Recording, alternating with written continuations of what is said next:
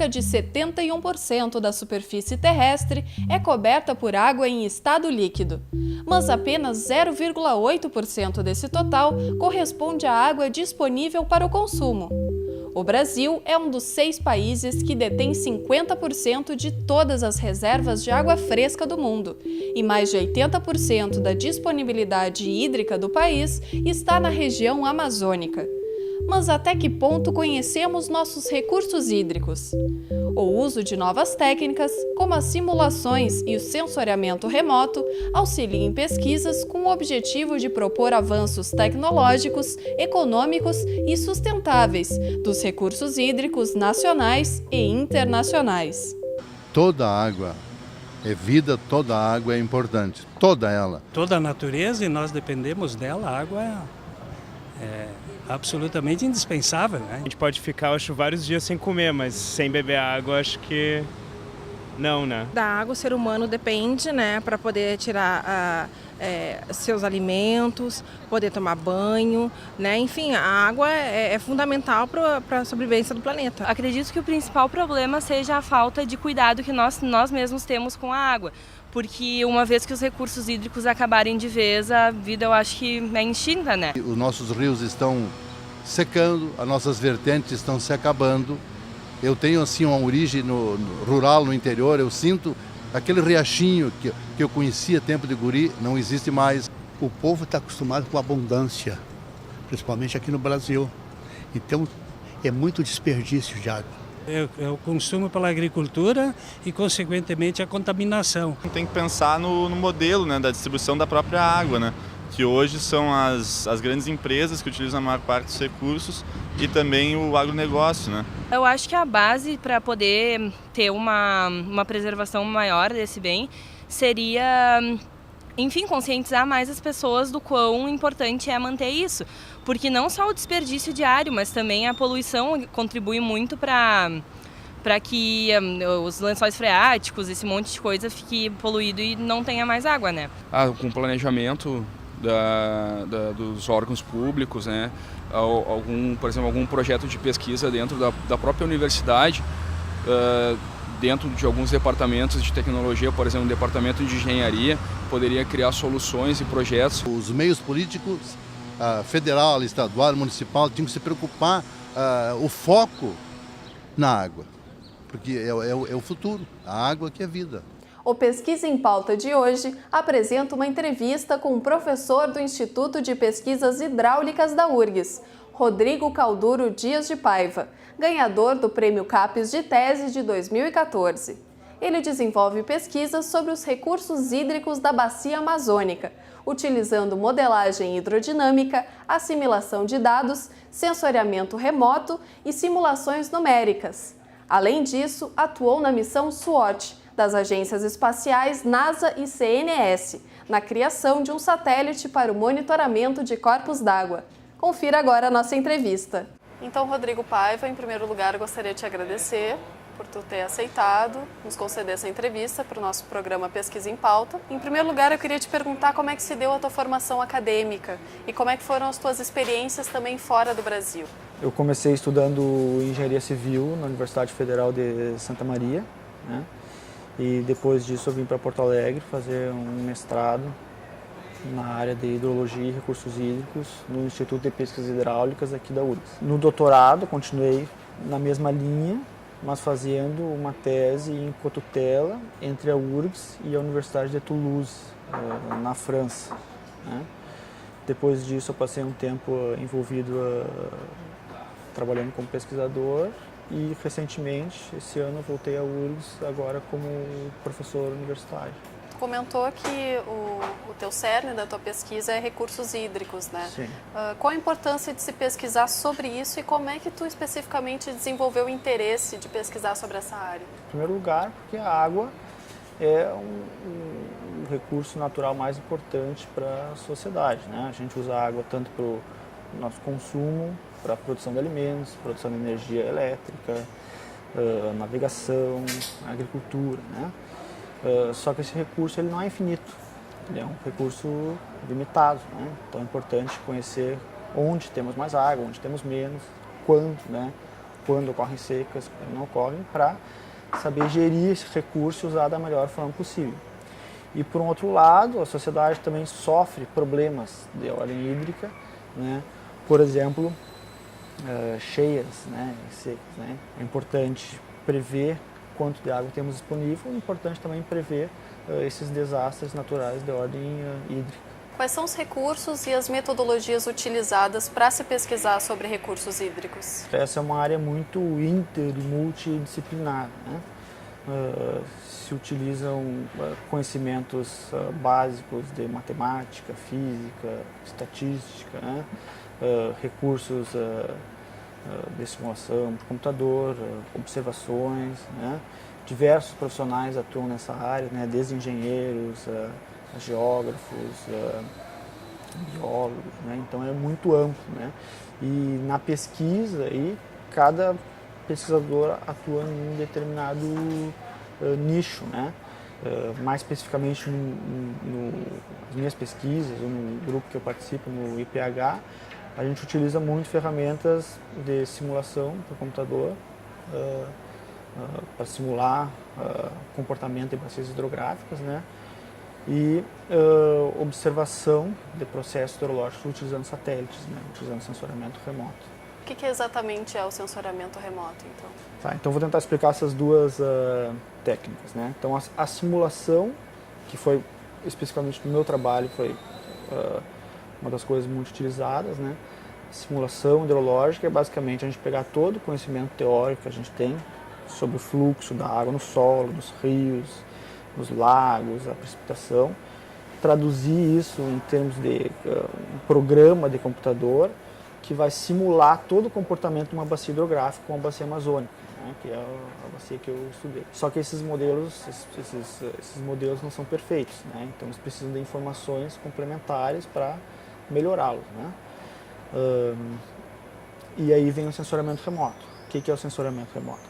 É basicamente a gente fazer observações sobre um corpo, um sistema, sem contato físico, à distância, né? E como se faz isso na nossa área?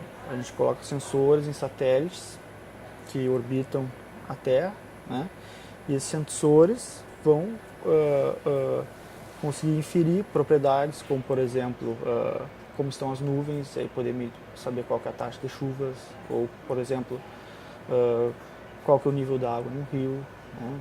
Qual que é a umidade do solo, várias coisas, né?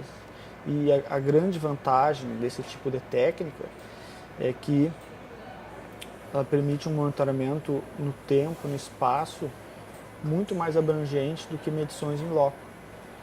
Porque, no caso da Bacia Amazônica, que foi o meu objeto de estudo, essa é uma região muito grande, né? E de difícil acesso. Então imagine se durante minha pesquisa eu fosse percorrer toda a Bacia Amazônica para medir tudo, seria impossível, né? Então com sensoramento remoto, com satélites, a gente consegue fazer um monitoramento de áreas muito maiores. E de que forma essas pesquisas impactam o nosso cotidiano e como é que elas podem auxiliar a gente no gerenciamento dos nossos recursos hídricos? O objetivo final de todas essas pesquisas é trazer mais segurança para a sociedade, né? Então, prevenir secas, antecipar secas, antecipar cheias, né? Quantificar quanto temos de recursos hídricos para poder utilizar, né? E a melhor forma de utilizar e proteger um sistema natural, né? A natureza é conhecer, né? A gente precisa conhecer para poder proteger e melhor utilizar. Tu disse que teu objeto de estudo foi a bacia amazônica, né? Como é que tu conduziu a pesquisa que resultou na tese premiada sobre isso? Quanto tempo tu te dedicou a esse projeto? Então, esse projeto se iniciou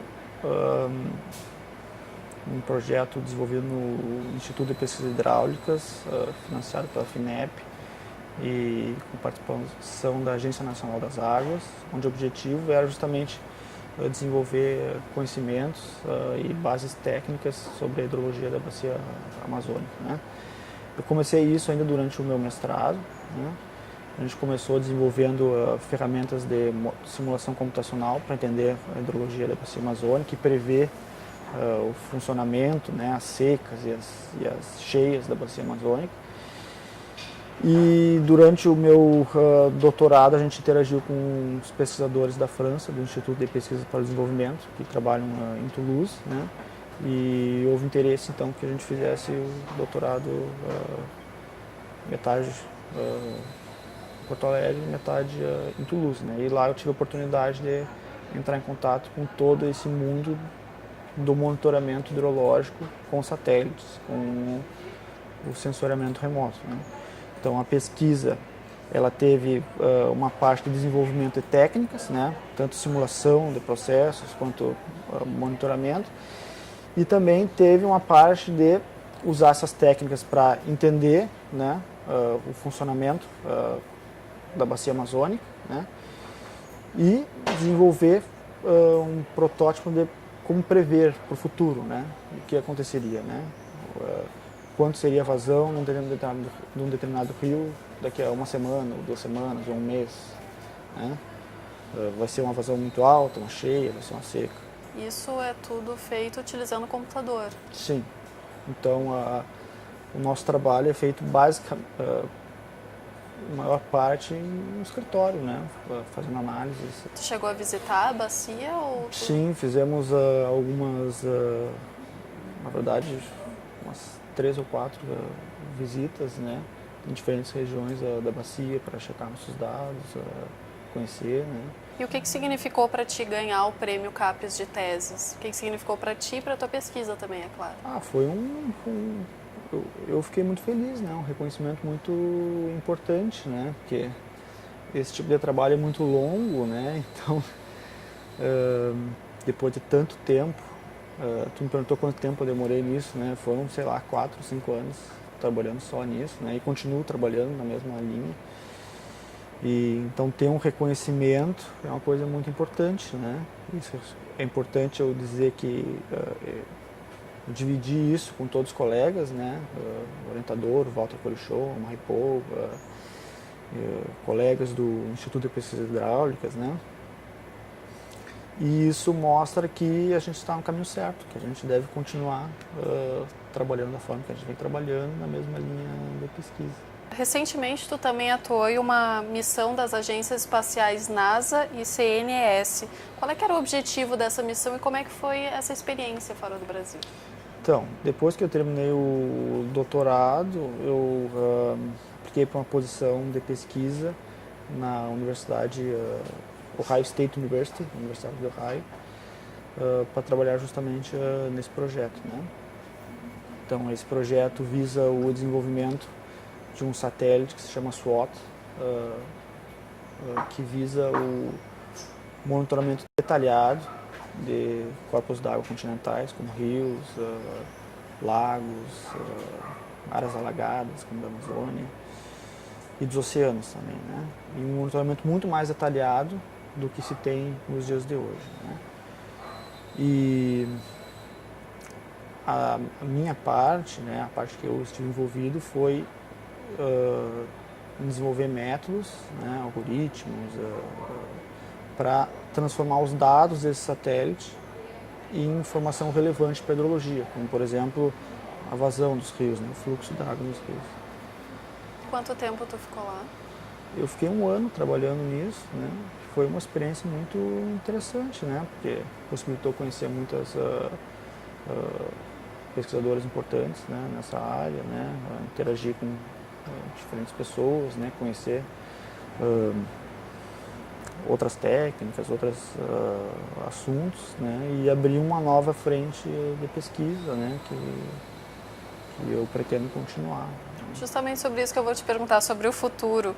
Quais são as perspectivas das pesquisas nesse campo de estudo sobre recursos hídricos e o que a gente pode esperar para o futuro, então? O que eu vejo é assim, se por um lado a gente tem uma demanda maior por esses recursos, né, e cada vez mais problemas ambientais relacionados a recursos hídricos, por outro, a gente tem um crescente desenvolvimento tecnológico, né, que nos traz mais ferramentas para resolver esses problemas, né. Na hidrologia, na área que eu venho trabalhando, eu vejo que existe um aumento